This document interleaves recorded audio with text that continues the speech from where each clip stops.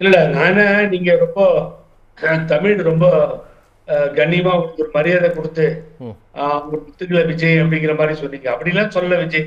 ம் களத்திலேயே இல்லாதவங்களோட நாங்க பேச தயாரா இல்ல பாஸ்.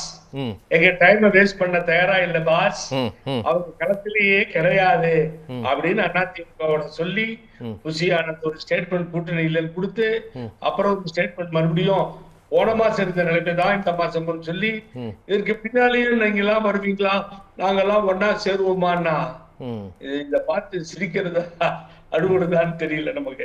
ம் அதனால அதுதான் உண்மை. ம் களத்திலே இல்லாதவங்க ஒதுக்கி தூக்கி எரிஞ்சாச்சு. ம் அது அவருடைய கூற்று.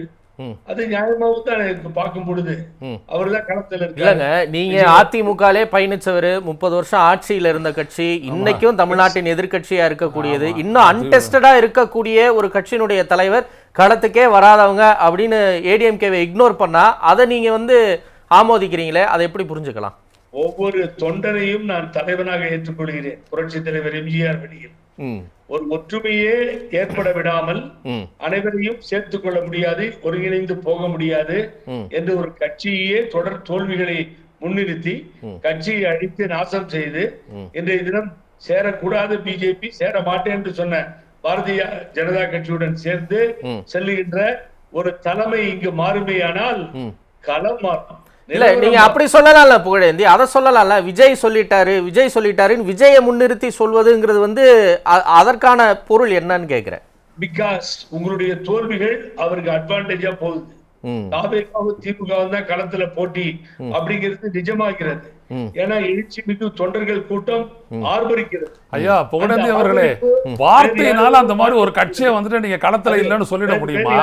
பார்க்க முடியல. வார்த்தையாலே ஒரு கட்சியை நீக்கிட முடியுமா களத்துல இருந்துட்டு?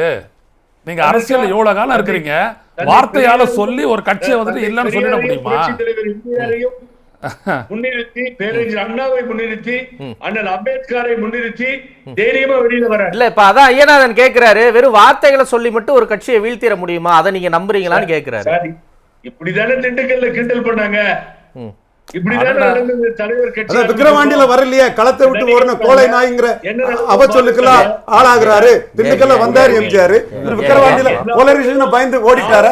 அப்ப போலரைசேஷன் மீறி நின்று இருக்கணும் களத்துக்குள்ள. அதெல்லாம் ரைட், நடுவுல ஒரு வார்த்தையை சொன்னீங்க, தலைவர் சொன்னதான் சொன்னேன். புரியுது, அதை 4 தடவை சொல்லிட்டேன். இருக்கட்டு, தலைவர் சொன்னதுதானே, அந்த தலைவரை நீங்க விமர்சனம் பண்ணுங்க அல்லது இக்னோர் பண்ணுங்க, அது உங்க உரிமை. புரியுது. நீங்க அதை கிளிக்கிங் சைலன்ஸ் பண்ணுங்க, அல்லது அவரு அங்க பாலத்துக்கு ஜிடி நாயுடு பேர் வைக்கிறது தப்புன்னு சொல்றாரு, அது இனவாதம்னு சொல்லுங்க, சரி, அது உங்க உரிமை. சொன்னதான் சொல்றேன், சொல்லாதது ஒண்ணும் சொல்லல. விக்கிரவாண்டி சரி ரைட் அவர் சொல்லட்டும், பேசுறதுக்கு என்ன இருக்குது? அவர் நீங்க தைரியமா விக்கிரவாண்டியில வன்னியர் போலீஸ் ஸ்டேஷனை மீறி வந்திருக்கோம், ஏன் களத்தை விட்டு ஓடுறீங்க? இருங்க புகழேந்தி சொல்லட்டும், உங்க கேள்விக்கு தான் பதில் சொல்றேன். சொல்லுங்க புகழேந்தி. விஜயை பார்த்து கத்த வேண்டிய அவசியம் என்ன இருக்கு?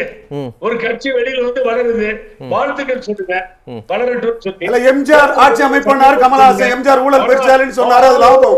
எம்ஜிஆர் தூக்கிட்டு விஜய் வரும்போது எம்ஜிஆர் ஜாதிவாரி கணக்கெடுப்பு நடத்தாத மலையாளின்னு சொல்றது லாபம். எல்லாரும் லாபத்துக்கு தான் இருக்கிறாங்க. சீமான் எம்ஜிஆர் அவருக்கு லாபம், அதுல என்ன இருக்கு? அவர் லாபத்தை தானே பாப்பாரு, கமலஹாசன் அடிச்சுதானே அந்த லாபத்தை பார்த்தாரு. அவர் வரவுகளை ஏற்றுக்கொள்ள வேண்டும். ஆ நீங்க கூட 10 பேர் ரோட்ல வர மாட்டேன்றான், ரைட், அவர் கூட லட்சக்கணக்கில் ஆயிரக்கணக்கில் வராங்க. இப்படிதான் கமலஹாசன் சொன்னாரு. கமலஹாசன் கேண்டஸ் பண்ணானால்தான் சீமான் எமர்ஜ் ஆனாரு. சரி, கமலஹாசன் தான் சீமான் எமர்ஜ் ஆனாரு. பார்ட் டைம் விஜய் சீமான் எமர்ஜ் பண்ணுவாரு நான் சொல்றேன். 26% பாத்துக்கலாம். ரவீந்திரன் என்ன இருக்கு? சரி திமுக கூட்டணி உடைக்க முடியல, ஸ்ட்ராங்கா இருக்கு.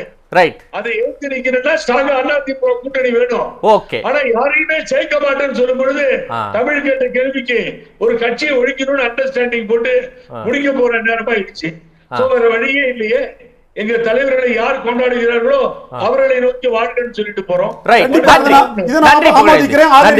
எடப்பாடி பழனிசாமியை விஜய் பலகீனப்படுத்துவார். மக்கள் தலைவர் எம்ஜிஆர், புரட்சி தலைவி ஜெயலலிதாவை இருட்டடிப்பு பண்ண எடப்பாடி பழனிசாமியை விஜய் பலகீனப்படுத்துவார். சகோதரர் புகழேந்தி கருத்தை நான் வரவேற்கிறேன். இல்ல, இருட்டடித்தான் செய்யறாரு. சரி, ஓகே அக்னி கோபிச்செட்டிப்பாளையத்துல அதத்தான் சொல்றேன். சரி, ஓகே, நன்றி. நேரம் கிடக்கிறோம். தலைவர்கள் படம் இல்லாமல் போவதுதான் சாமி, அவர் படத்தை மாத்திரமே போட்டுக் கொள்வதுதான் பழனிசாமி. ஆகவே மக்கள் ஓட்டு போட மாட்டாங்க. சரி, நன்றி புகழேந்தி, நன்றி. அக்னி.